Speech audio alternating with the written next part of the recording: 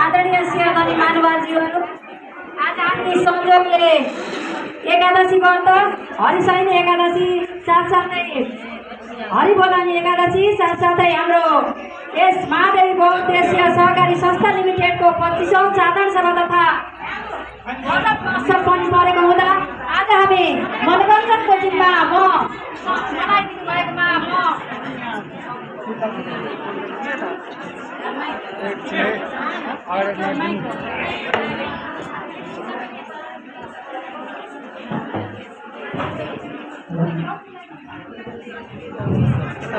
आज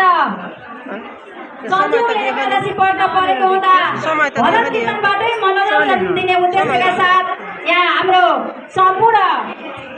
सदस्यहरू हामी उपस्थित भएका छौँ। तपाईहरूले भरपूर रूपमा आफू नाच उपस्थिति जनाइदिनु हार्दिक अनुरोध गर्दै बाँकी पनि भजनबाट प्रस्तुत गर्नेछौँ।